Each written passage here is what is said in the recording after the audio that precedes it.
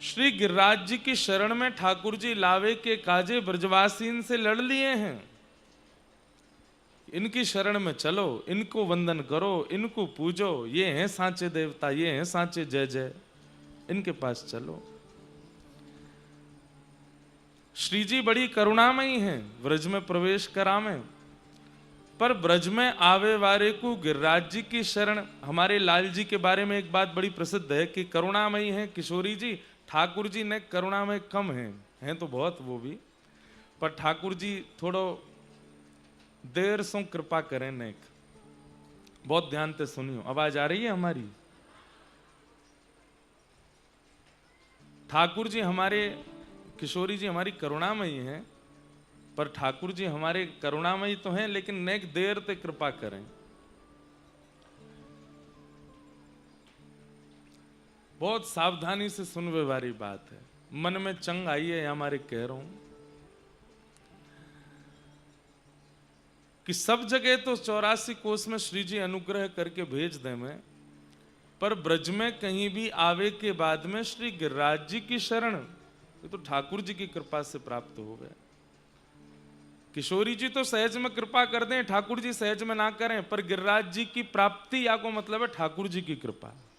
ठाकुर जी अनुग्रह कर रहे हैं, लाल जी कृपा कर रहे हैं। ऐसे श्री गिरिराज जी में हम आप सब लोग रसिकों के सर्वोत्तम सर्वश्रेष्ठ महोत्सव को मनाने के लिए उपस्थित हुए हैं। विचार करो, कोई पर श्री जी की कृपा भई है, कोई पर ठाकुर जी की कृपा भई है, कोई पर ललिता जी की कृपा भई है, कोई पर विशाखा जी की कृपा भई है, कोई पे इंदुलेखा जी की कृपा भई है, कोई पर सुदेवी जी की, कोई पर तुंग विद्या जी की। परंतु एक तो गिरिराज जी और गिरिराज जी भी शरद पूर्णिमा पे, या को मतलब तो ये है कि श्री यमुना जी से लेकर के और महाराज जितने भी सहचरी हैं, जितनी भी सखी हैं, जितने भी अनुचर हैं, जितनी भी मंजरी हैं, प्रिया प्रियतम सहित सबन की कृपा भई है, तब ये उत्सव प्राप्त भयो है। जैसे हर उत्सव में बड़ा चढ़ा के बात बोली जाती है, ऐसे ही आपने इस बात को भी समझ लिया होगा कि बड़ा चढ़ा के बोल रहे हैं महाराज जी, लेकिन हमारी बात को आप पूर्ण विश्वास मान लो।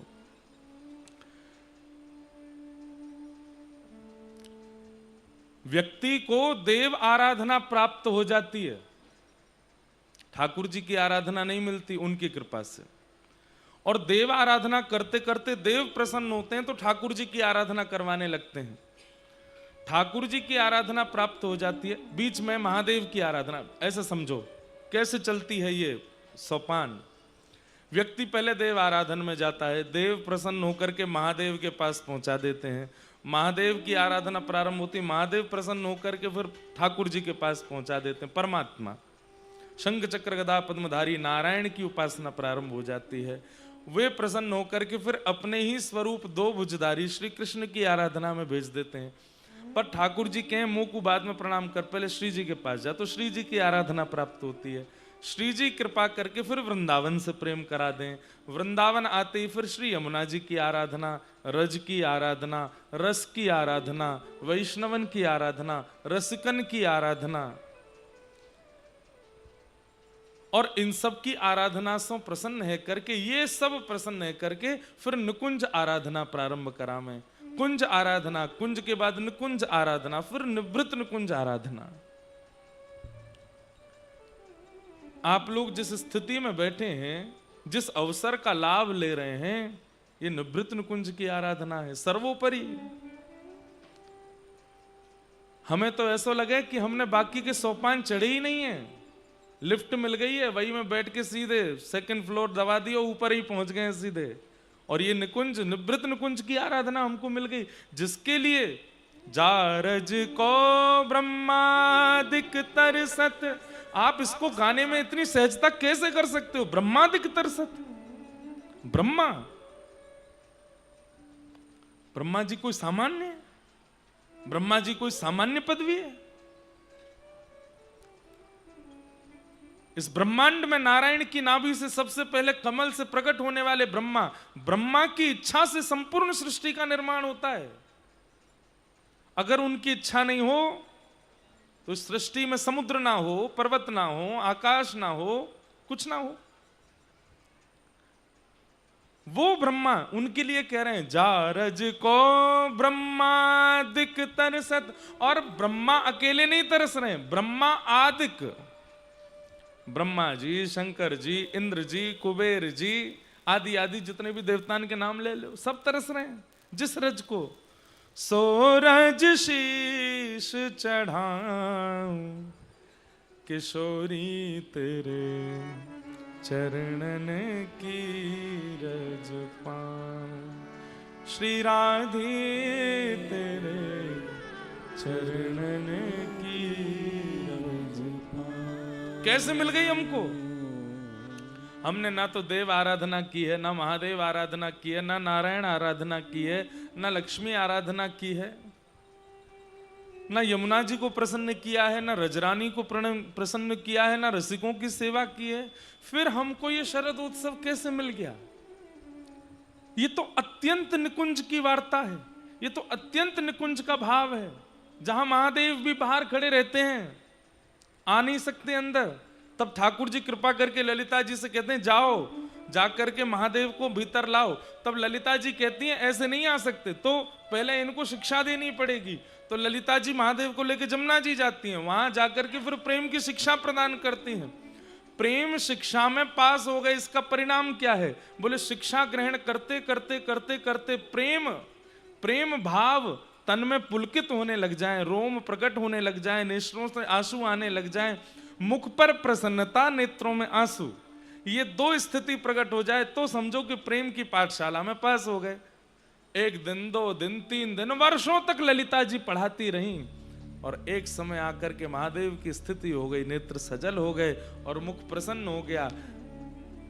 ललिता जी बोली अब बन गए गोपी, अब चलोगे। सोचो, देवादिदेव महादेव ध्याये नित्यम महेशम रजत गिरि निभम चारु चंद्रावतंशम रत्नाकल्पोज्ज्वलांगम पैशमृगवरा भीति हस्तम प्रसन्नम पद्मासीनम समन्ता स्तुतमवरगणै व्याधिकृत्यम वसानम विश्वाद्यम विश्ववंद्यम अखिल भयहरम पंचवक्रम त्रिनेत्रम। वो महादेव वर्षों तक ललिता जी से जब प्रेम आश्रय लेते हैं तब उनको गोपेश्वर महादेव बनने का सुख प्राप्त होता है। हमको कैसे मिल गया इतनी आसानी से? हमने तो कुछ नहीं किया, बताएं। ऐसे सदगुरुदेव भगवान, ऐसे आचार्य चरण जो उस स्थिति में आ चुके हैं। जैसे कई जगह बड़े बड़े कार्यक्रमों में वीवीआईपी एंट्री से, पास से ही एंट्री होती है। पहले 5,000 की टिकट होती है, जैसे ही कार्यक्रम पास आने लगता है 10,000 की हो जाती है, 50,000 की हो जाती है, लाख की होती है, 1.5 लाख की हो जाती है, 25 लाख तक पहुंच जाती है। और फिर एक समय ऐसा आता है तुम 1 करोड़ दो तो भी पास नहीं मिलेगा। उस समय क्या कहते हैं कि बोले जिस पे पास है, जो भीतर है, अगर उससे तुम्हारी जानकारी है, वो अगर गुपचुप रूप से तुमको भीतर खींच लाए तो जा सकते हो। ऐसे आचार्य चरण, ऐसे आचार्य चरण ये उस स्थिति में आ चुके हैं जिस स्थिति में आने के लिए ब्रह्मा जी तरसते हैं, जिस स्थिति में महादेव अनंत प्रयास करके जाते हैं। हम आप सबकी तो क्षमता नहीं, हम आज चाहे जितना प्रस्तुत कर दें, हमको इस स्थिति में आने का अवसर नहीं मिल सकता। लेकिन जो इस स्थिति में आ चुके हैं वे जब आकर के हम लोगों को देख लेते हैं तो फिर पास चेक करने वाली ललिता विशाखा सखीन से प्रार्थना करें जे मेरो है या को भीतर आन दो। तब ललिता जी कहते हैं एक ही आएगा, बस एक नहीं, 2 दे दे, 2 आ जाए, एक और आन दो। ललिता जी कहें अब तो जब सीधे मार्ग से नहीं आता तो पीछे वाले मार्ग से फिर कुछ चोर रास्ते होते हैं, वहां से भीतर प्रवेश कराया जाता है। विचार की बात है, हजारों लाखों लोग कथा श्रवण करते हैं, परंतु शरद उत्सव के इस अवसर पर जो यहाँ आ चुके हैं, जो इस पंडाल में बैठे हैं, आचार्य चरण ने बड़े अनुनय विनय और कृपा करके ललिता विशाखा को मना करके हम आप सबको फ्री एंट्री दिलाई दी है भीतर। हमारी क्षमता नहीं है, हमारी योग्यता नहीं है, हमारी स्थिति नहीं है इसमें, इस भाव में आने की। ये तो पंडाल सुबेरे ते ही बनो भयो है, दोपहर ते लोग बैठे भय, पर कथा तभी भैये शुरू जब अंधेरो है गयो है, क्योंकि रास में बिना अंधेरे के कैसे आ जाओगे। हम भी यहाँ समय से आ ही गए थे, 4 बजे तो हम पहुँच गए थे, पर कुछ ना कुछ व्यवस्था योजना ऐसी लगी, मन में विचार कियो इतना विलंब क्यों भयो। ठाकुर जी कह रहे हैं तारेन को टिमटिमान दो, आकाश में चंद्रमा को मान दो, तभी तो रास होएगा, बातें पहले कैसे रास कर लोगे।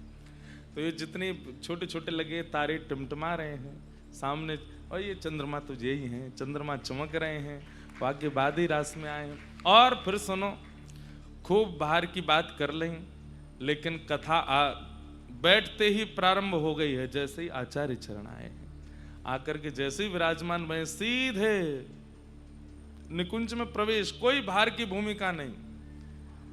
हमने तो प्रणाम भी नहीं करी पूनम दीदी को, चित्र विचित्र महाराज जी को, कौन कौन संत आए, कुछ कोई बात ही नहीं हुई। ऐसा को भी होता है कथा में, व्यास जी आधा घंटा तो भूमिका ही करते रहते हैं, तब जाकर के मशीन गर्म होती है, फिर कथा प्रारंभ होती है। यहाँ तो मंगलाचरण ही नहीं हुआ, सीधे कथा ही प्रारंभ हो गई है।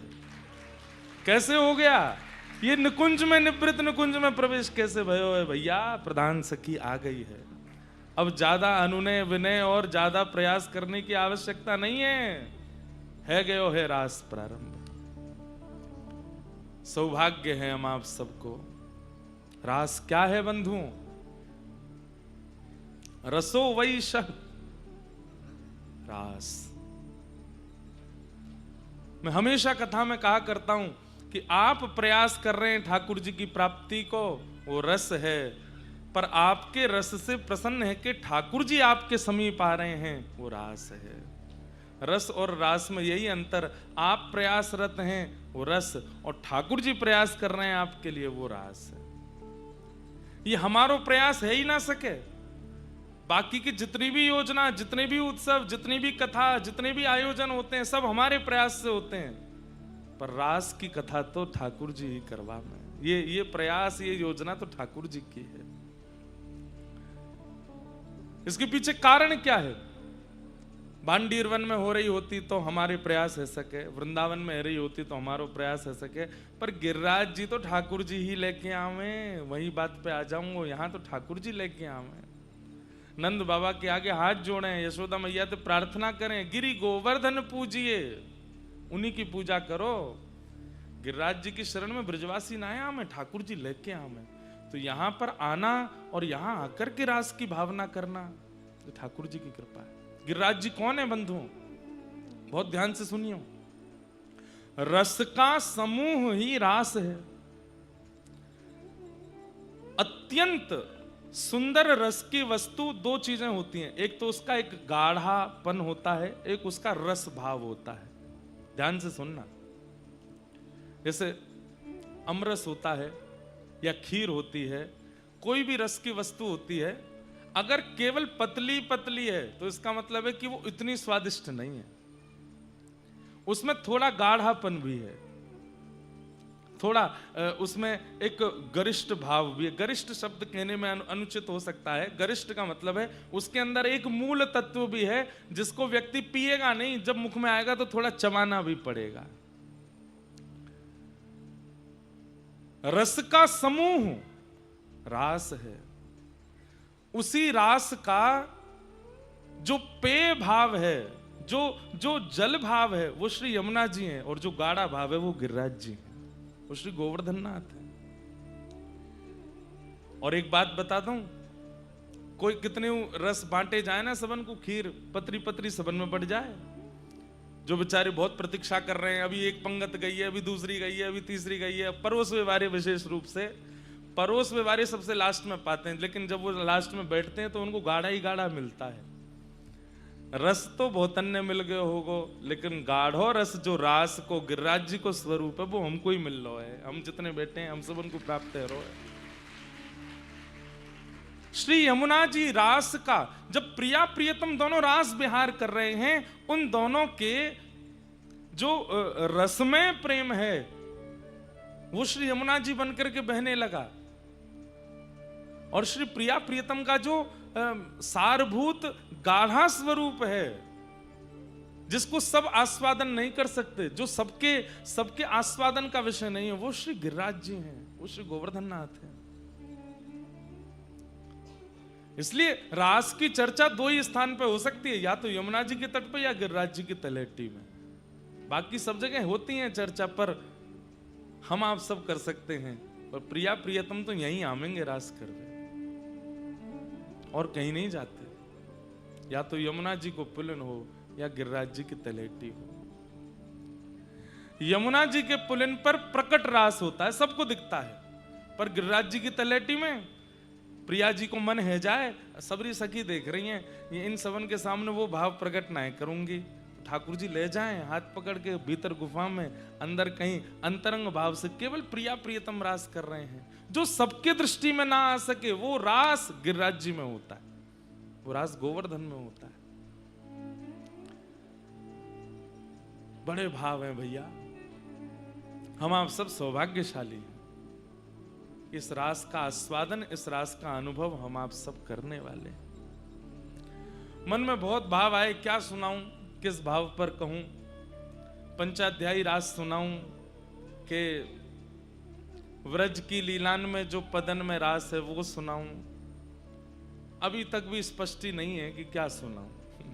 बस बैठ गए हम, जो मन में आवे वो बोलते ही चलो जाऊंगा। जैसी ठाकुर जी की इच्छा होगी वो सुनाते चलेंगे।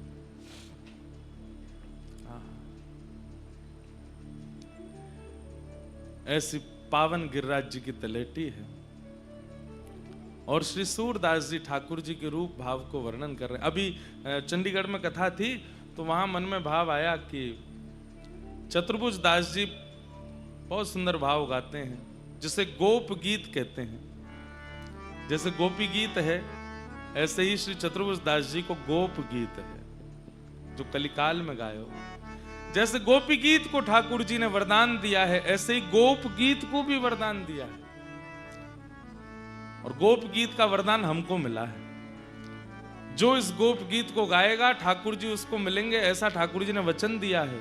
और इसी गोप गीत को गाने के भाव से हमको वरदान सिद्धि हुई, और प्यारे गिरधर लाल जी प्राप्त हुए इसी गोप गीत से।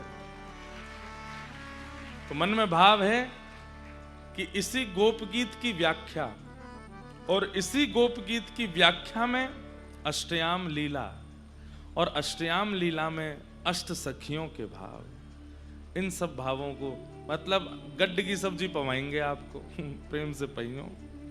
गड्ढ की सब्जी बनती है तो ना तो कड़ी कोई इच्छा हुए, ना दाल की इच्छा हुए, और कछु जरूरत ना है, सब गड्ढ है, एक ही है गो है, वही ते पूड़ी पाओ पेट भर लो। तो इस बार गड्ढ की सब्जी पवाएंगे। यही गोप गीत हमारा प्रधान होगा। गोपी गीत या गोप गीत, गोपी गीत संस्कृत में है, उसी की व्याख्या गोप गीत है।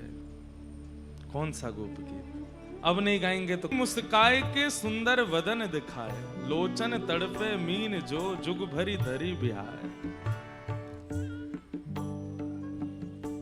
कैसे हैं ठाकुर जी? बंक चितई। अब इसके दो भाव हैं। एक तो ठाकुर जी बांके हैं, टेढ़े हैं। ठाकुर जी जहां भी जामे टेढ़े खड़े है जाएं, और टेढ़े खड़े हवे को भाव का है, ऐसे दोनों पाम कर लेंगे।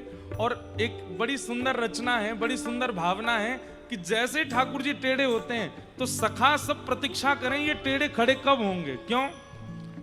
अगर छड़ी पास होएगी तो ठाकुर जी वह छड़ी को आश्रय ले लें। अगर छड़ी पास ना होवे तो मधुमंगल, श्रीदामा, तनसुका, मनसुका, धनसुका सबन में होड़ लगे, जे टेढ़े खड़े हो ना हम पास जाके ना एक अपनो कंधा देंगे तो यूं हाथ धर लेंगे।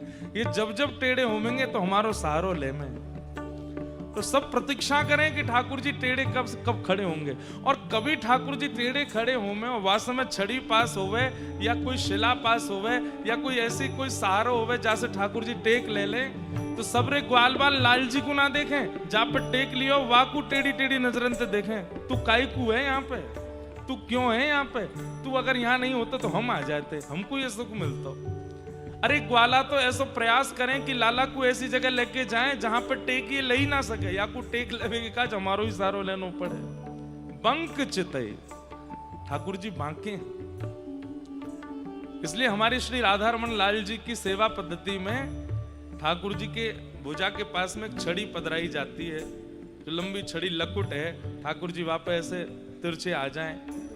नहीं तो जिनके घर में भी त्रिभंग लली श्याम सुंदर हैं, कभी कभी अपनी लीला में, अपने भाव में, अगर ठाकुर जी को स्वरूप बहुत बड़ा हो तब तो कछु कर ना सके, तब तो कछु कर सकें, छोटा हो तो वहां में तो उंगली या हाथ कभी कभी ऐसे लगा के थोड़ी देर बैठ जाया करो कि लाल जी ने एक टेक ले लो, हम पे ने एक उंगली धर लो, ऐसे कोनी धर लो। और बड़ा स्वरूप है तो पर्दा वर्दा लगा के कोई देखे नहीं, धीमे तो जाके कंधा लगा ले करो नीचे, यहाँ धर लो, कड़े है लो, आप सब प्रतीक्षा करें। जब ठाकुर जी निकुंज में जामे तो वहां सखी प्रतीक्षा करें कि ये टेढ़े कब खड़े होंगे। और जैसे ही ठाकुर जी चरण उठामे, यहां सबन में होड़ लगा मैं जाऊं कि मैं जाऊं, लेकिन ठाकुर जी भी चतुर, यूं धरे ही ना है, चल दे आगे, सब कह अरे रह गए, खड़े रहे रे। वही श्री ठाकुर जी जब कलिकाल में श्रीनाथ जी बनकर के पधारे, कैसे खड़े हैं? ऐसे खड़े हैं, यहां टेढ़े होमे ही ना है, सीधे ही खड़े हैं। लेकिन कोई कोई ऐसे अष्ट सखा हैं जिनको ठाकुर जी के टेढ़े स्वरूप का अनुभव है। वहां में तो एक श्री चतुर्भुज दास जी हैं। जब जब चतुर्भुज दास आते हैं, ठाकुर जी ऐसे ही खड़े रह जाएं, और चतुर्भुज दास अपने कंधों दे दें, वहां पर ठाकुर जी ऐसे ठाड़े रह जाएं। आज श्री चतुर्भुज दास जी वही भाव को वर्णन कर रहे हैं। हे गिरिराज धरण, हे गोवर्धन नाथ, आपकी वो छवि कैसी। व्यक्ति चिंता में होगा, व्यक्ति किसी और भाव में होगा, सीधा ही खड़ा होगा। लेकिन जब अत्यंत प्रेमी कोई मिलता है या अत्यंत भाव की या रस की बात हो, तभी टेढ़ो खड़ो होवे, तभी दीवार की टेक लेगो या जैसे भी खड़े हो। ठाकुर जी सदा ऐसे ही रहते हैं। इसका मतलब वो आपसे और कुछ सुनना ही नहीं चाहते हैं, केवल आप उनसे प्रेम की चर्चा करो। वो अपनी छवि बना करके ही आपको प्रस्तुत कर रहे हैं कि भाई सीरियस बात तो हम तभी सुनेंगे जब सीधे खड़े हो, टेढ़े खड़े हैं तो काहे को सीरियस बात करे। भाव की बात कर, प्रेम की बात कर, रस की बात कर। हमारे सूरदास जी एक पद गाते हैं और उस पद में श्री सूरदास जी कहते हैं, चरण कमल बंदौ हरि राय, चरण कमल बंदौ हरि राय। याद कर लियो, अभी गाऊंगा थोड़ी देर में यह पद को। हरि सब हैं, पर श्री कृष्ण हरि राय हैं। श्री कृष्ण हरि राय हैं। राय को मतलब कहा है? राय को मतलब है राजा। हरि को मतलब कहा है हरण करवे वारो, चित्त को हरण करवे वारो, भाव को हरण करवे वारो, पीड़ा को हरण करवे वारो, प्रेम को हरण करवे वारो, माखन को हरण करवे वारो। ठाकुर जी के जितने भी स्वरूप हैं सब हरि हैं, पर श्री कृष्ण हरि राय हैं। आपका सब हरण कर सकते हैं प्रभु श्री राम, आपका सब हरण कर लेंगे नारायण, पर श्री कृष्ण हरि राय हैं। बोले मतलब हरण करने वालों के भी अग्रगण्य हैं। इन्हें कछु करने की आवश्यकता नहीं है, ये केवल अपनी चितवन से ही आपका हरण कर लेंगे। चतुर्भुज दास जी कहते हैं एक तो टेढ़े और ऊपर से मुस्काते भी टेढ़े हैं, पूरे नहीं। बंक चुतई मुस्काए के, आधे से मुस्कामे, पूरे नए मुस्कामे। चतुर्भुज दास जी कह रहे हैं बहुत बड़ी कृपा, आधे ही मुस्काओ, पूरे मुस्काए जाओगे तो प्राण निकल जाएंगे हमारे। आधे में तो बाबरे कर रखे हैं, पूरा मुस्काए दियो तो कहा होएगो लाला। हमारे श्री राधारमण जी की कितनी कृपा, 2 दांत दिखामे, 4 दिखामे, 5 दिखामे, पूरे नहीं दिखामे। जादना पूरे दिख गए तो कहा होएगो, जितने ने देखे सब रे वही प्राण सबन को हरण है जाए। हमारे लोचन क्या है? बोले तड़फे मीन जो, ये मछली है, ये नेत्र रूपी मछली है, और श्री कृष्ण श्याम सरोवर है। इन मछलियों को आप और कहीं ले जाओगे ये प्राण त्याग देंगी। आज तक कई लोग अपने नेत्र रूपी मछलियों को ना जाने कैसे कैसे भावन में ले जा रहे हैं। अरे मछली को दूध में डाल दोगे, दूध भले ही बहुमूल्य है पर प्राण त्याग देगी मछली। मछली को अमरस में डाल दोगे, प्राण त्याग देगी। मछली को और कोई रस प्रदान करोगे, वो तो प्राण त्याग देगी। इन नेत्र रूपी मछलियों के काजे तो नील सरोवर चाहिए, और वो नील सरोवर केवल श्याम सुंदर है। लोचन तड़फे मीन जो, जुग भरी धरी बिहाय। अरे भैया, श्री राधा रमण रूपी नील सरोवर, राधा वल्लभ रूपी नील सरोवर, बांके बिहारी रूपी नील सरोवर, श्रीनाथ रूपी नील सरोवर, ये नील सरोवर हैं। अपनी मछलीन को, नेत्र रूपी इन मत्स्य को इन नील सरोवर में रमण कराओ, ये सदा उन्हीं को देखो। एक भाव बता रहे हैं, ठाकुर जी को थोड़ी देर हम लोग निहारते हैं।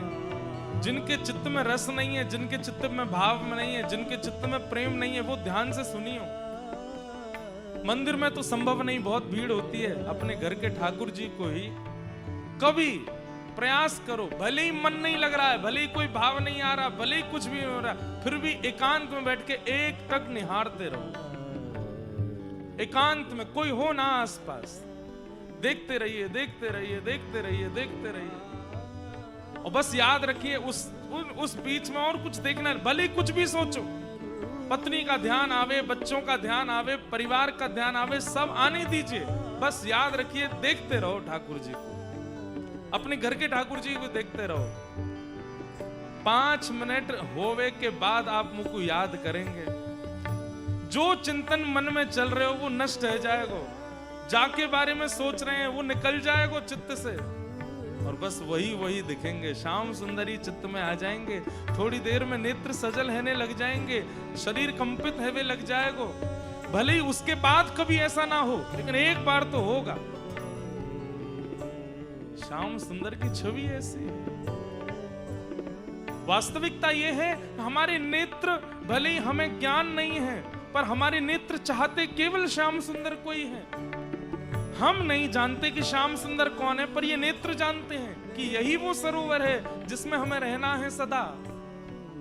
और जब व्यक्ति अनायास, बिना किसी भाव के, बिना किसी प्रेम के, बिना किसी क्रिया के, बस ठाकुर जी की किसी भी छवि को देखते रहो आप, एक टक, 5 मिनट, 6 मिनट, 10 मिनट अगर आपने देख लिया, कुछ भी सोचते रहो, बस देखना उन्हीं को है। थोड़ी देर बाद आप देखेंगे कि नेत्र सजल होने लगे, चित्त में प्रेम प्रकट होने लगा है। क्यों सजल हो रहे हैं, क्यों प्रेम प्रकट हो रहा है, आपको खुद नहीं पता होगा, और स्थिति हो जाएगी। एक है वंशीधारी, एक है मुरली मनोहर, और एक है वेणुगोपाल। वेणु, वंशी और मुरली, ये 3 कैटेगरी हैं वंशी की भी। सबसे पहले ठाकुर जी का दर्शन जो होता है वो कैसे होगा? वंशीधारी। वंशीधारी कैसे होंगे कि भुजाएं जो हैं वो मुखमंडल से थोड़ी नीचे हैं, और वंशी यहां धारण की है, और नीचे ठाकुर जी की वेणु आ रही है, वंशी आ रही है, और बिल्कुल अधर के बगल में ही दोनों हस्त कमल हैं, ये मुरली मनोहर है। बंधुओं, एक बात आपको बताऊं, आप आकलन मत करना कि अच्छा बिहारी जी की तो यहाँ है, राधा रमण जी की यहाँ है, राधा वल्लभ जी की यहाँ है। नहीं, आपकी जैसी भावना होगी, भुजा उतनी ऊपर नीचे होगी, ये अनुभव आपको हो जाएगा। अगर आप प्रारंभिक स्थिति में हैं तो आपको वंशीधारी दिखेंगे, भुजा नीचे हैं और मुरली ऊपर। आप मध्य भक्ति की स्थिति में आ जाओगे तो भुजा बिल्कुल मुखमंडल के बगल में है, और जब आप भक्ति प्रेम की चरम स्थिति में आ जाओगे तो जो ठाकुर जी का मुख बाम, मुख दाहिनी ओर झुका रहता है, वो मुख भी आपको बाम ओर दिखेगा, और वंशी जो है वो मुरली बन जाएगी, वेणु बन जाएगी, ऊपर की ओर और बन जाएंगे वेणुगोपाल। मुरली मनोहर, वंशी मनोहर और वेणुगोपाल, ये 3 स्वरूप हैं ठाकुर जी के। सब ठाकुर जी वंशीधारी हैं, सब मुरली मनोहर हैं, सब वेणुगोपाल हैं। हमारी स्थिति पर निर्भर करता है कि ठाकुर जी कौन से बने। अपनी स्थिति परखने का यह भी एक भाव है। ठाकुर जी की भुजा का दर्शन करो, कितनी ऊपर, कितनी नीचे, कितनी मध्य में है। अगर वहां में नेक नेक अनुभव है रहे हो है ऊपर नीचे को, होगा ही होगा ही होगा, निश्चित होगा। नीचे है तो अभी प्रारंभ है, मध्य में है तो अभी मध्यस्थ हो, और भुजा ऊपर है तो या को मतलब है अब प्रेम की स्थिति में पहुंच चुके। वंशी संकेत कराती है कि आप किस स्थिति में हैं। जब किसी को रिझाना होता है तो ऐसे बंशी बजाई जाती है, जब अपने सामने बैठे होते हैं तो ऐसे बजाते हैं, और जब श्री प्रिया जी ठाकुर जी के आगे आ जाती हैं, ठाकुर जी बिल्कुल ऐसे है जाए और ऐसे करके फिर बजाते हैं, बिल्कुल डूब करके बजावे। आप सामान्य हो, रसिक हो कि प्रेमी हो, ये ठाकुर जी की वेणु की स्थिति से आपको अनुभव हो सकता है। उद्घाटन और किसी ने नहीं किया इस भाव का। इस भाव का उद्घाटन श्री चतुर्भुज दास जी करते हैं। क्या है भाव? भागवत जी में भी वर्णन है कि ठाकुर जी वंशी बजाते हैं, ठाकुर जी वेणु बजाते हैं, ठाकुर जी केवल मधुर वंशी बजाते हैं, नृत्य का भाव है। पर ठाकुर जी गाते भी हैं, ये बात चतुर्भुज दास जी बता रहे हैं। बोले क्या कह रहे हैं? बोले सप्तक स्वर बंधान सो मोहन मुरली बजाए। ठाकुर जी सप्तक स्वर सारे गामा पा धा नी, सातों स्वरों को बांध करके वेणु बजाते हैं, लगन से वेणु बजाते हैं। और जब वेणु मधुर बजने लगती है, सब शांत हो जाता है वातावरण। पूरे वृंदावन में पक्षी चहकना बंद कर देते हैं, यमुना जी का कलरव शांत हो जाता है, तेज व्यार बहकर के जो पुष्पों से, वृक्षों से जो ध्वनि प्रकट हो रही थी वो भी शांत हो जाती है। मंदम मंदम मंदम गति से वायु बहने लगती है, ठाकुर जी वंशी बजा रहे हैं। और एक टेर एक तक होकर के वेणु गीत में वर्णन आता है कि गैया मुख में घास दबाए बैठी है, चढ़ते चढ़ते घास रुक जाती है। आप लोग मन में विचार करेंगे कि गैया तो चलो फिर भी जानकार है। अरे वर्णन आता है कि गैया के थन से दूध पी रहे बछड़ा बछिया, वो जैसे दूध पीते हैं और जैसे ठाकुर जी की वेणु बजनी प्रारंभ होती है तो मुख में दूध भरा है, थन में मुख लगा है, लेकिन पीते नहीं है। क्यों? पिएंगे तो घूंट की आवाज आएगी और ये वेणु की ध्वनि आने में विक्षेप आ जाएगा। वेणु गीत में भागवत में वर्णन आता है। आकाश में बादल जो हिलडुल कर रहे होते हैं वे सब रुक जाते हैं। अरे हिरण जो दूर दूर वन में चल रहे होते हैं, कान उठा करके गिरिराज जी की तलहटी में आ जाते हैं, देखते हैं एक शिला के ऊपर श्याम सुंदर बैठ करके वेणु बजा रहे हैं। कोई हल्ला नहीं करता, कोई शोरगुल नहीं करता, किसी भी प्रकार की ध्वनि नहीं आती। ठाकुर जी की वंशी बज रही है, वेणु बज रही है। और जब मधुर स्वर से ठाकुर जी वेणु बजाते हैं, सब केवल एकटक या तो ठाकुर जी को देखते हैं या नेत्र बंद करके अनुभव करते हैं। और उसी बीच में जब ठाकुर जी को अति चंग चढ़ती है, अति आनंद आ जाता है, तब क्या करते हैं? वेणु बजाते बजाते श्याम सुंदर सूरत सुहाई बांध के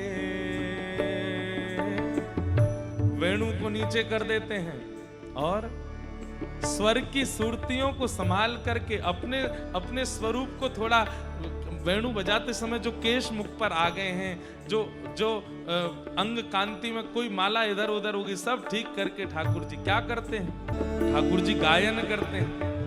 वो बोले जब ठाकुर जी वंशी बजाते हैं तब तक तो सब लोग केवल सुनते हैं, लेकिन जैसे ही श्याम सुंदर गाना प्रारंभ करते हैं, नेत्र सजल हो जाते हैं गोपियों के, गोप ग्वालों के, गिरिराज जी की शिलाएं पिघलने लग जाती हैं, यमुना जी स्थिर हो जाती हैं। अरे वृक्षों पर बैठे हुए पशु पक्षी सबके नेत्र, सबके केवल वह रस।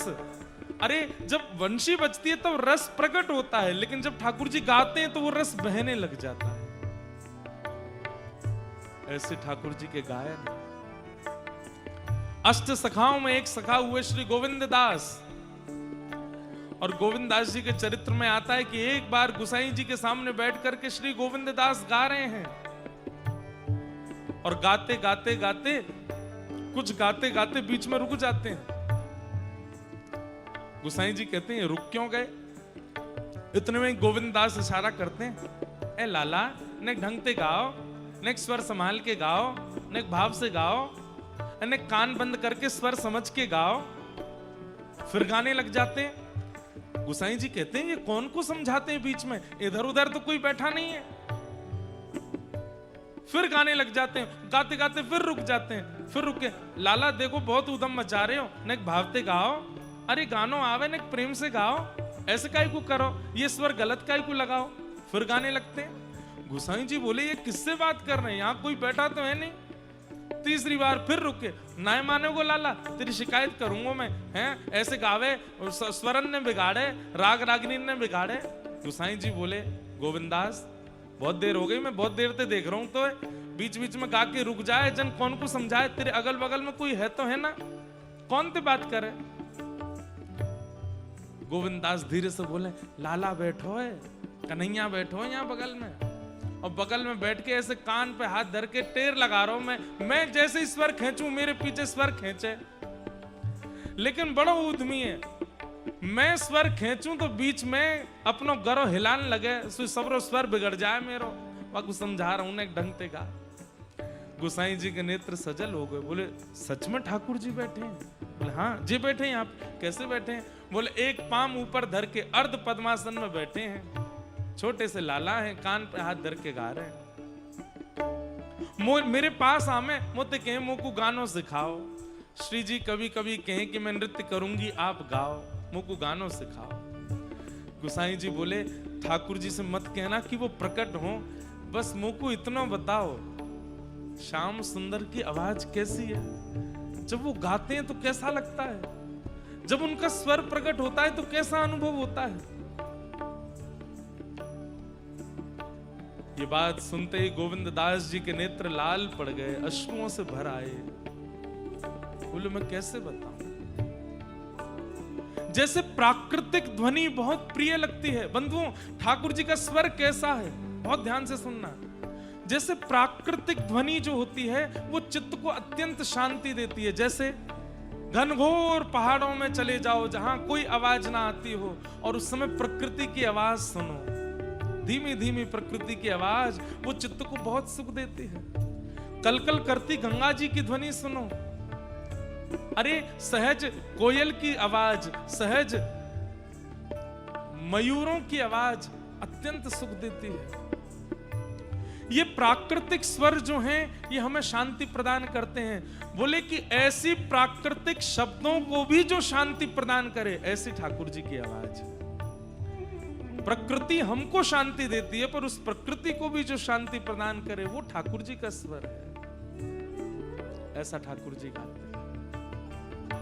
गोसाई जी के मन में आ रहा है भाव, अच्छा ऊंचा गाते हैं तो कैसे गाते हैं? बोले कि वाह, बस ऐसा लगे कि मोर जोर से कुहक गए हो, वाकी आवाज में जो गूंज है वो गूंज ठाकुर जी के स्वर में प्रकट हो जाती है। जब धीमे गाते हैं तो ऐसा लगता है मानो कोई मधुर नदी धीमे धीमे कलरव करते हुए बह रही है, बहुत सुख लगता है। नेत्र बंद हो जाते हैं, सारी स्थितियां यहीं रह जाती हैं, बस अश्रुपात होता है श्याम सुंदर की आवाज सुन करके। लेकिन गोसाई जी बोले लेकिन जब हमारी श्री जी गाती हैं, जब हमारी प्रिया जी गाती हैं, हमारी वृषभानु नंदिनी गाती हैं, हमारी श्री राधा रानी गाती हैं, तो बोले जब राधा रानी गाना प्रारंभ करती हैं तो श्री कृष्ण जिनके स्वर सुन के प्रकृति के भी रोए खड़े हो जाते हैं, किशोरी जी का स्वर लगने पर कृष्ण के भी रोए खड़े हो जाते हैं, वो भी शांत हो जाते हैं। लाडली जी की आवाज के आगे तो वो भी शांत होते हैं। बंधुओं नेत्र बंद कर लीजिए और बस अनुभव कीजिए इन स्थितियों का। वंशी बजाते बजाते गिरिराज जी की तलेटी में बैठे हुए जब श्याम सुंदर गाने लगते हैं तो गिरिराज जी पिघलने लग जाते हैं, और श्री चतुर्भुज दास जी उस भाव का वर्णन कर रहे हैं। अरे मन में विचार आता है, चैतन्य महाप्रभु जब वन में उन्माद भुजा उठा करके नृत्य करते हुए गाते हुए चलते हैं, उस समय सारे हिंसक जीव भी चैतन्य महाप्रभु के साथ उन्माद कीर्तन करते हैं। नित्यानंद महाप्रभु जब दुर्जनों के द्वार पर जाकर के हरिबोल नाम की भिक्षा लेते हैं और 3 बार हरिबोल बोलने पर वे दुर्जन जीव भी उनके चित्त में प्रेम प्रकट हो जाता है। मीराबाई का शब्द सुनकर के अत्यंत कामी, अत्यंत क्रोधी, अत्यंत लोभियों के चित्त में प्रेम प्रकट हो जाता है। सूरदास जी के भाव सुनकर के सुनने वालों के चित्त में कृष्ण प्रकट हो जाते हैं। कुम्मन दास जी के भाव सुनकर के यवन कुल के राजा भी भक्त बन जाते हैं। जब इन भक्तों के स्वर में ये ताकत हो सकती है तो ठाकुर जी के स्वर में कैसी ताकत हो? ठाकुर जी को स्वर कैसा लगता हो? जब ठाकुर जी गाते होंगे तो क्या स्थिति होती होगी, उस समय कैसा भाव प्रकट होता होगा।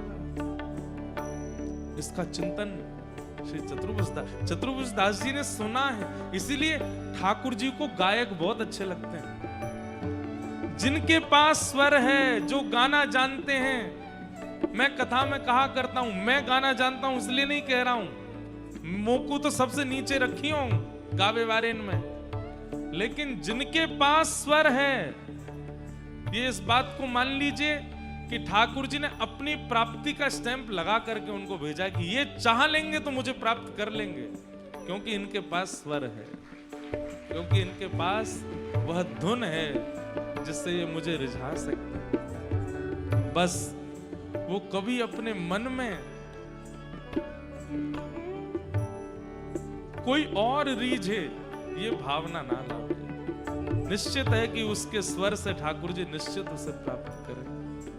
ये गोप गीत खूब बड़ा, सबसे बड़ा गीत है ये अष्ट सखाओं का, और इस पूरे गीत में ठाकुर जी की एक एक भाव का वर्णन कर रहे हैं।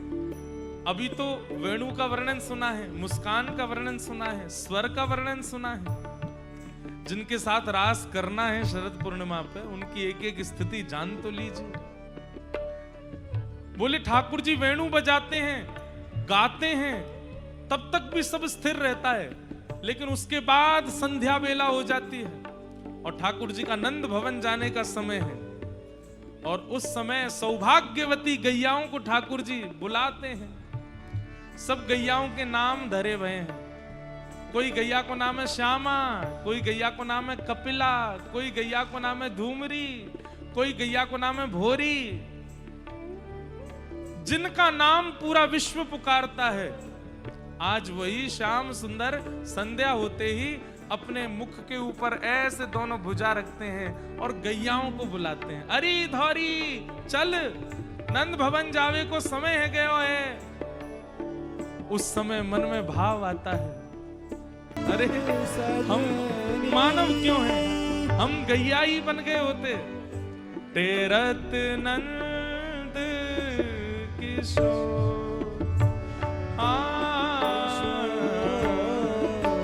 तेरत नंद। सोचो मैं गैया हो तो इंदिरा गैया, पूर्णिमा गैया, चित्रा गैया, विचित्रा गैया, हम भी गैया होते, कहीं चल रहे होते, संध्या है गई हमें पता नहीं है, और ठाकुर जी फिर हमें बुलाते, अरे चित्रा कहाँ को है, जल्दी चल नंद भवन चलना है, अरे इंदिरा गैया जल्दी दौड़ के आ जा। और उस समय गैयाओं की स्थिति, अभी पेट भरा नहीं है, अभी बड़ी बड़ी मधुर घास मिल गई है जिसको खावे में गैया को बड़ा सुख मिल रहा है, लेकिन इतने में ठाकुर जी ने टेर लगा दी है, अरे जल्दी ते आजा, नंद भवन चलवे को समय है गया है। उस समय गैया अत्यंत मधुर लग रही उस घास को भी छोड़ देती है और तुरंत वो भी फीकी लगती है। अरे कहां तक है, मुख में लेकर के भी नहीं चबाती है, निकाल देती है। बोले अब श्याम सुंदर बुला रहे हैं, हमारा नाम बोल रहे हैं। 8 लाख 9 लाख गैया नंद बाबा की, सबको नंबर रोज नहीं आवे, कोई कोई गैया को नंबर आवे, जा गैया को नंबर आज आवे, आज कन्हैया ने पुकारी है, वो गैया ऐसी दौड़ती भई आवे। और वह गैया को देख करके सब गोपांगनाएं, सब गोप ग्वाल, सब ब्रजवासी अपने ऊपर लज्जा करें कि हम गैया क्यों नहीं बने, और जेवारी गैया हम क्यों नहीं है। श्याम सुंदर हमें पुकारते। चतुर्भुज दास जी वर्णन कर रहे हैं, केवल आवाज नहीं लगाते हैं ठाकुर जी, ढूंढते भी हैं। जा गैया को बुला रहे हैं, वहां को ढूंढे भी हैं। जिनको शाम ढूंढते हैं, पूरा विश्व श्याम सुंदर को ढूंढ, ठाकुर जी ढूंढ रहे हैं। ऊपर जाके ढूंढे, उचक उचक करके ढूंढे, अरे कहां को चली गई, कौन से वन में गई, अरे धूमरी गैया, अरे श्यामा, अरे कपिला, कहां को गई। गैया जान मूझ करके और दुबक जाती है कि बार बार टेर लेंगे, बार बार पुकारेंगे। ठाकुर जी के साथ मानो जैसे एक लुक्का छुपी का खेल खेलती हैं गैया, और ठाकुर जी ढूंढ ढूंढ करके लेके आवे। जैसे ही गैया मिल जावे, ठाकुर जी जाके अंग ते लगा लें, अरे तू कहाँ को चली गई, मैं कब ते तो को ढूंढ रहे हो, चल नंद भवन चलवे को समय है गो, मैया दूध निकारेगी, मैं मुख लगाए के पीऊंगा, चल मेरे संग में। उस समय लज्जा होती है, ग्लानि होती है अपने मानव होने पर। चतुर्भुज दास जी को कभी कभी भाव आता है, हमारे चित्र विचित्र बाबा, हमारी पूनम दीदी कितने भाग्यशाली हैं, इनको व्रज तो मिलो, व्रज में भी गिरिराज जी मिले। कभी कभी मन में आवे, जब भी इनके संकीर्तन में रात में ही भगले गिरिराज जी जानो है, वापस आ जाएं, चाहे 2 बजे संकीर्तन पूरा भयो, आएंगे गिरिराज जी। भैया ऐसी भावना है सब ब्रजवासीन की और गिरिराज जी वासीन की। जब अंतिम श्वास आवेगी तब कितनी घबराहट होएगी कि हे ठाकुर जी, हम या ब्रज के बिना कैसे रहेंगे, या रज के बिना कैसे रहेंगे, हम गिरिराज जी को देखे बगैर कैसे रहेंगे, हे गोवर्धन नाथ, हम आपके बगैर कैसे रहेंगे। जीवित अवस्था में तो हम कभी रह नहीं पाए, हमेशा आपको आश्रय हमें चाहिए। प्राण निकालने में भी वैष्णवन को भय लगा, ये नहीं कि हमारे प्राण चले रहे, ये भय लगेगा कि हे कुंज बिहारी लाल, हे राधा रमण लाल, हे गोवर्धन नाथ, हे गिरिराज जी की तलेटी, हे रजरानी, हम आपके बगैर कैसे रहेंगे, आपसे दूर नाए जानो। बंधुओं, यह पद सामान्य नहीं है, इस पद में ठाकुर जी का प्रेम, ठाकुर जी का भाव और संपूर्ण गिरिराज जी में जो ठाकुर जी की लीला होती है वो विद्यमान है। प्रत्येक ब्रजवासी को और प्रत्येक ब्रजरस उपासक को इस पद का भाव समझना चाहिए और श्री गिरिराज जी की तलैटी का इसी भाव से दर्शन करना चाहिए। जब भी वृंदावन आइए, जाते समय श्री गिरिराज जी को अंक में भर लिया कीजिए। राधा रमण जी को हृदय से नहीं लगा सकते, राधा वल्लभ जी को हृदय से नहीं लगा सकते, बिहारी जी को स्पर्श का अधिकार नहीं है, पर चले जाओ तलहटी में और जहां भी गिरिराज जी बैठे हो हृदय से लगाओ और हृदय से लगा करके गाओ। अभी तो बहुत पंक्तियां बची हैं इस पद की, ऐसी ऐसी पंक्तियां हैं, ऐसे ऐसे भाव हैं। अष्ट सखाओं ने जितना गाया, सूरदास जी ने जितना गाया, मीराबाई ने जितना गाया, सबका निचोड़ है ये पद, सबका भाव है। मेरो मन है गयो तो मेरे तो नेत्र ही नहीं खुलेंगे, मैं बोलते ही रहूंगा यही भावन पे। चतुर्भुज दास जी कह रहे हैं, हे नाथ, जब आप गैयाओं को टेर लगा करके बुलाते हो और हम देखते हैं वो गैया जबरदस्ती छुप जाए ताकि आप और बुलाओ और उचक उचक करके उसको ढूंढो और उचक उचक करके उसको खोज के लाओ, और जब आप उस गैया को खोजने जाते हैं, कभी कभी गैया को लगती है कि अब मैं ज्यादा नहीं छुपूं, कन्हैया को श्रम है जाएगा, तो गैया मुख तो छुपाए ले कोई निकुंज में और अपनो पूंछ बाहर छोड़ दे। ठाकुर जी कहें, अच्छा मैं सब जगह ढूंढ आया हूं, यहाँ छुपी भई है। और जैसे ही ठाकुर जी आए करके वह गैया को पकड़े, गैया मुख घुमाए करके ठाकुर जी को चाटन लगे, ठाकुर जी अंक में भर लें, अरे तू कहाँ को चली गई, मैं कब से ढूंढ रहा तो को, चल नंद भवन चले, मैया बाट देख रही होगी तेरी। और अपने आप खींच करके ठाकुर जी अपनी गैयाओं को घेर घेर के ले जाते हैं। चतुर्भुज दास जी कह रहे हैं, हम भी बैठे हैं नाथ एक कोने में, कभी हमें भी घेरो, कभी हमें भी बुला लो।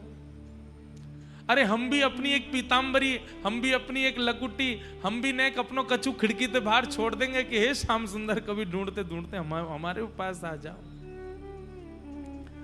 लेकिन जब श्याम सुंदर गैया चरा के चले जाते हैं तब हमारी स्थिति क्या होती है। बंधुओं, ये कलिकाल में लिखा गया पद है, इसका मतलब ये लीला द्वापर की चिंतन नहीं कर रहे हैं, चतुर्भुज दास जी को दिख रही है सामने इसी गिरिराज जी में। और जैसे ही ठाकुर जी गैया चरा के वापस नंद भवन जाते हैं, फिर क्या होता है, हम क्यों बन गए मानव।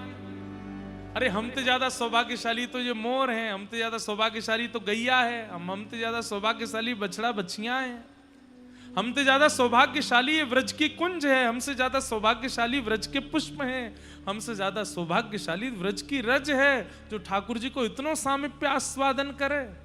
ये सुख हमको क्यों नहीं मिला? जिस अधरामृत को पाने के लिए सब तरसते हैं, उसको घनघोर पीती है। मतलब एक तो होता आधा गिलास, एक होता पूरा गिलास, एक होता है कि छलक रहो गिलास में थे, इतना भर के दियो है। ठाकुर जी इतना पिलाते हैं अधरामृत इस वंशी को। हम क्यों नहीं बने बांस? किस बात का गुमान करके मानव बने बैठे? हम तो बढ़िया तो बांस है, बंसी बन के ठाकुर जी का अधर तो पीते हैं।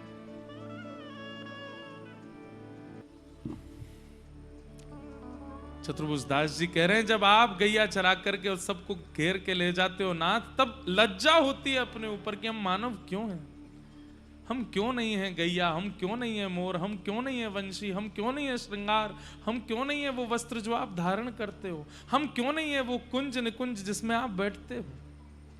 और इसी कारण से नींद नहीं आती, भूख प्यास नहीं लगती, सब मर जाती है। और उसके बाद रात भर स्थिति क्या रहती है? ये पंक्ति मेरी सबसे प्रिय है। अरे तड़प देखनी है मीराबाई की, देखो हम कहां तड़पते हैं, हम पे तो तड़प है ही ना है, न कहूं कछू ना है हमारे अंदर। बस बात कर रहे हैं यहाँ बैठ करके, बना रहे हैं बात करने, ठीक है यहीं तक ही सीमित है। हमारे अंदर कोई ना तो उत्सुकता है, ना लालसा है, ना इतनी इच्छा है, ना इतनी तड़प है। मीराबाई को देखो कैसी तड़पी हैं ठाकुर जी को प्राप्त करने के लिए। चैतन्य महाप्रभु को देखो, वृंदावन की याद आती है, और जब वृंदावन का स्मरण आता है तो नदिया ग्राम में बहने वाली गंगा को ही यमुना जी समझ लेते हैं, दौड़ पड़ते हैं। पीछे सब सेवक जन दौड़ रहे हैं और महाप्रभु जी भुजा उठा करके, अरे अभी श्याम सुंदर नैया लेकर के गए, सब गोपीन को बिठा के ले गए, मुझे छोड़ गए अकेलो। किसी पर्वत का दर्शन कर लेते हैं तो उसी को गिरिराज जी मान लेते हैं, दौड़ने लगते हैं वहां की ओर। जगन्नाथपुरी में रहते हैं क्योंकि मां की आज्ञा है, बंगाल से बहुत दूर नहीं जाना, जगन्नाथ भी वृंदावन है, वहां रह लो। और वहां रहते हैं और रहते रहते बस रुदन करते रहते हैं, श्याम सुंदर कब आएंगे, जगन्नाथ कब आएंगे। श्री राय रामानंद आदि सब सेवक जन समझाते हैं, महाप्रभु जी आएंगे, ठाकुर जी आएंगे। नहीं आएंगे, तुम झूठ बोल रहे हो, वो नहीं आएंगे मेरे पास, मैं योग्य नहीं हूं इसलिए नहीं आएंगे।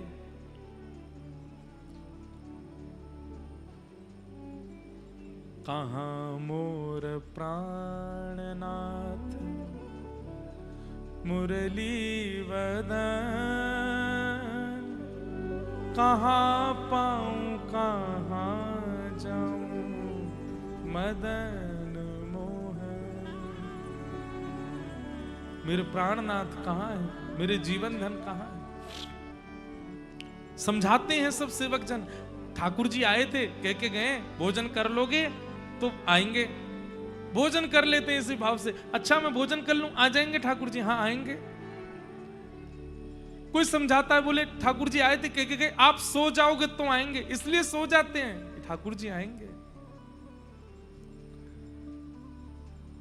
वो विरह कहां है हम में, जैसा विरह इन वैष्णवों में। अरे माधवदास जी का विरह देखो, 21 वर्ष की आयु में जगन्नाथपुरी गए हैं और नील चक्र देखते ही अपने ऊपर ग्लानि होने लगी कि मैंने 21 साल निकाल दिए यहां आने में, 3 दिन तक भोजन नहीं किया। मेरा कितना बड़ा दुर्भाग्य है कि मैं अपने जीवन के 21 वर्ष गवा चुका हूं और जगन्नाथ जी को नहीं देखा। 21 वर्ष बाद मेरे मन में यह भावना आई कि मैं इनको देखूं। हम में कहां वो विरह है, हम में कहां वो स्थिति है। यहां पता है कि कल ठाकुर जी फिर गैया चराने आने वाले हैं, लेकिन रात इतनी भारी लगती है। दर्शन को नैना तपे, वचन सुनन को कान, मिलवे को हियरा तपे, ये के जीवन प्राण भुवर धन वासी।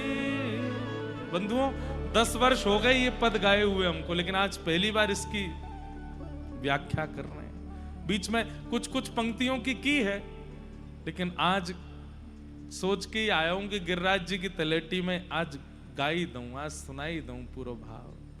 श्री चतुर्भुज दास जी का ये मधुर भाव, जिसकी कृपा से हमको गिरधरलाल जी मिले, इसी पद की कृपा हुई हम पर। मंदिर में नहीं गाना है ये पद, ठाकुर जी के श्रृंगार में नहीं गाना, ठाकुर जी के भोग में नहीं गाना, ठाकुर जी के शयन में नहीं गाना, ठाकुर जी के उत्थापन में नहीं गाना।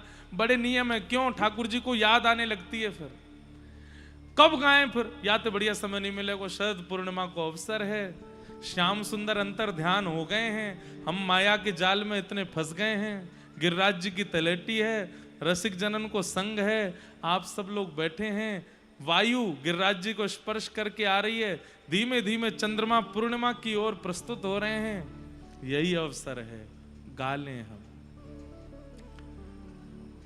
चतुर्भुज दास जी का ये भाव। और क्या कह रहे हैं? दर्शन को नैना तपे, वचन सुनन को कान। हनुमान जी की स्थिति कभी कभी मैं बताता हूं कि जैसे ही संध्या होती है, श्री हनुमान जी महाराज रोने लगते हैं। क्यों? क्योंकि शाम होते ही राम जी कनक भवन चले जाते हैं, उसमें स्त्रियों को प्रवेश है, पुरुषों को प्रवेश नहीं है। हनुमान जी महाराज एक दिन पहुंच गए, चारू शिलाजी चंपक लता जी से जाकर के बोले, पुरुषन को प्रवेश नहीं है, मैं तो बानर हूं, मैं इंसान तो हूं नहीं, मुझे तो प्रवेश दे दो। चारुशिला जी बोली, नहीं, आप उपद्रव मचाओगे भीतर आकर। अरे नहीं मचाऊंगा, मैं कोने में बैठा रहूंगा, मुझ पर कृपा कर दो। बोले क्यों? बोले क्योंकि रात्रि में जब रघुनाथ जी भीतर चले जाते हैं तो पूरी रात, सुबह जब मंगला में राम जी निकल के आते हैं तो हनुमान जी के नेत्र लाल होते हैं, आंसुओं से भरे हुए होते हैं। राम जी कहते हैं, क्या हुआ, सोए नहीं रात को? बोले नहीं। बोले क्यों? दर्श बिन दुखन लागे नैन, दरस बिन दुखन लागे। कभी हुआ दर्द आंखों में? कभी ऐसा हुआ कि आंख बहुत जोर से दर्द हो रहा है, पीड़ा हो रही है, डॉक्टर के पास गए, बोले क्या हुआ? कुछ मिर्ची लग गई है, क्या लगा लिया है, मिट्टी चली गई है, तिनका कुछ नहीं। बोले क्यों? बहुत दिन है कि राधारमण जी नहीं देखे, दर्द हो रहा है आंखों में, और कोई औषधि काम नहीं आने वाली है, अब तो वृंदावन ले चलो, प्रियालाल जी के दर्शन कराओ, तभी शांति मिलेगी। हुआ कभी ऐसा? कभी नहीं हो सकता। मीराबाई के साथ ऐसा होता है, हनुमान जी के साथ ऐसा होता है। हनुमान जी कहते हैं, रात भर ये प्रार्थना तो गोपियों ने जाकर के किशोरी जी से की है, हे श्यामाजू हमें बहुत पीड़ा हुआ। बोले क्यों? जब श्याम सुंदर सामने होते हैं और उस समय जब हमारे नेत्र उनको देख रहे होते हैं, और तब देखते देखते देखते जैसे ही पलक झपक जाती है, बहुत पीड़ा होती है। एक क्षण का समय ऐसा लगता है, त्रुटिर्युगायते त्वाम पश्यताम। जब श्याम सुंदर आप गैया चराने के लिए जाते हैं और उस समय के लिए, एक क्षण के लिए हमारी अगर पलक आप सामने होते हैं और जैसे हमारी पलक गिरती है, हमें इतना क्रोध आता है, इतना क्रोध आता है। अरे गोपियां तो गाली देने लगे, अरे जड़ विधाता, जड़ उदीक्षताम, जड़ विधाता, तेने पूरा शरीर इतना बढ़िया बनाया, लेकिन तेने एक काम बहुत खराब कर दियो। और कैसो खराब कियो कि नवरत्न के लड्डू तो बनाए पर वहां में एक बूंद विष डाल दियो। कैसो है तू? क्या कर दियो मैंने? बोले नेत्र बनाए, नासिका बनाई, मुख बनायो, कान बनायो, हाथ बनाए, पैर बनाए, सब तेने योग्य बनाए, सब कछु बढ़िया बनायो, पर इन पलकन को कहा प्रयोजन, काई को बनाए दीजिए? तो पतो नहीं श्याम सुंदर हमारे सामने आवेंगे। और जब श्याम सुंदर सामने आते हैं, उस समय ये एक क्षण के लिए झपकी हुई पलक ऐसी लगे 3 युग बीत गए हो। अरे जड़ विधाता, तेने काय को बनाई? आज सब गोपी गई हैं किशोरी जी के पास, हे किशोरी जी आप सर्वेश्वरी हो। किशोरी जी बोली, हाँ। एक को दंड दिलवानो है। बोले कौन? वो दारी को जी ब्रह्मा, या को बुलाए करके अब तो दंड दो। किशोरी जी कह रही है, काहे को? बोले कि क्योंकि श्याम सुंदर को देखवे में पलक आड़े आ जाए, जो पलक यही ने बनाई है, या को दंड दो। किशोरी जी कह रही हैं, जब मैं अपनो वश कर पाऊं, अवई तो विधाता ब्रह्मा हैं और नारायण ने ही उनको ब्रह्मा बनाया है, पर चिंता मत करो। बोले तो? बोले जब जब प्रलय के बाद दोबारा सृष्टि होवे, वास्तव में परमात्मा जो है वही विधाता घोषित करते हैं, मैं ऐसो तप करूंगी, ऐसो भजन करूंगी कि अगली बार प्रलय के बाद जब भगवान मैं ही बन के आऊंगी और मैं विधाता बनाऊंगी। और वह विधाता को मानव बनाने की जितनी योजना है, हाथ ऐसे होने चाहिए, पैर ऐसे होने चाहिए, नाक ऐसी होनी चाहिए, मुख ऐसे होना चाहिए, तब मैं वहां में एक नियम बनाऊंगी। बोले कहा, नैन बनाऊं पर पलक न धराऊं, एक टक रहे ऐसे नेत्र बनवाऊंगी जिनमें पलक ही नहीं हो। और श्याम सुंदर जब सामने होंगे तो पलक रहेंगी नहीं, एक टक हम श्याम सुंदर को देखते रहेंगे, तब पूर्ण होंगे, सफल होंगे हमारे मनोरथ का। गोपियां सब आनंदित हो जाती हैं, जय जय वृषभानु दलारी, जैसे जय जय करुणामयी प्यारी, बड़ी कृपा आपकी। अब तो हमें प्रतीक्षा है कि हमारी स्वामिनी जी कब ब्रह्मा को बनावेंगी, और वह ब्रह्मा के द्वारा जब हमारी रचना होगी और बिना पलकन की हम जब बन के आवेंगी और अपने श्याम सुंदर को सामने अपलक नेत्रन से देखेंगी, तभी हमारे मनोरथ पूर्ण होंगे। किशोरी जी सोचिए बंधु, कैसा रूप है ठाकुर जी का कि पलक झपकना भी भारी लगता है।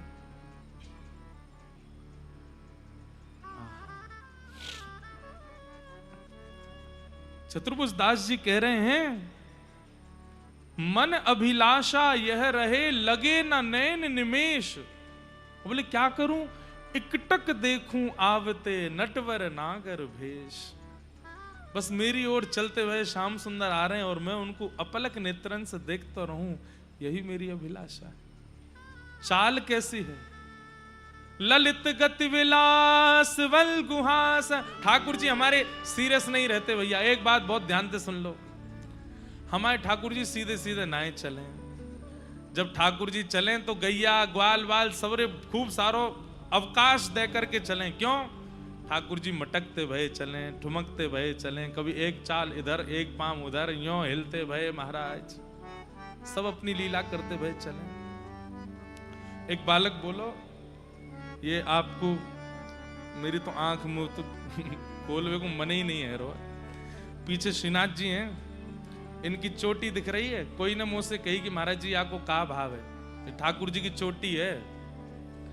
और अभी कुछ दिन पहले दान का समय चल रहा था, तो दान के समय में ठाकुर जी दान मांगते हैं, दही को दान मांगे गोपीन थे। ये करीब राधाष्टमी के आसपास श्राद्धों से पहले दान का समय रहता है, दान एकादशी के आसपास। तो उन दिनों में ठाकुर जी को चोटी नहीं धराई जाती, चोटी होती है पर कैसे होवे, वह चोटी को ठाकुर जी ऐसे गूद करके और फिर बढ़िया ऐसे पूरा जोड़ा बना करके सिर पे पूरा घुमाए घुमाए के वही पे मुकुट पहन लें, चोटी को लटका में ना है। क्यों, दान लेके भागूंगा तो गोपी कहीं मेरी चोटी ना पकड़ लें, पकड़ लेंगी तो मैं पस में आ जाऊंगा। ठाकुर जी की चोटी, भगवान का मुंडन कब हुआ पता है, 13 वर्ष की आयु में जाकर के मुंडन भयो ठाकुर जी को। जन्म से 13, जब ठाकुर जी सांदीपनी विद्यालय पढ़ने के लिए गए हैं, मथुरा जाने के बाद 11 वर्ष 56 दिन तो ठाकुर जी वृंदावन में ही रहे, वाके बास गए हैं। तो सांदीपनी गुरुकुल में पढ़वे के लिए तब गए, तब ठाकुर जी को यज्ञोपवीत संस्कार मुंडन भयो। तब तक ठाकुर जी के केश कितने हैं, बोले चरणन से भी नीचे तक लटके रहे, घुंघराले केश ऐसे। ठाकुर जी खूब ऐसे जूड़ा बनाए करके चलें, कभी यहाँ पे दल लें, कभी यहाँ पे दल लें, कभी पीछे, नहीं तो ऐसे ठाकुर जी पूरे गूथ करके अपने कमर में नेक खोस लें, हाथ यूं निकाल लें। खूब लंबी चोटी है ठाकुर जी की। बाकी प्रिया जी के भाव से श्रीनाथ जी के रूप में धारण होवे, क्योंकि अर्ध अंग जो है वो श्री जी को है।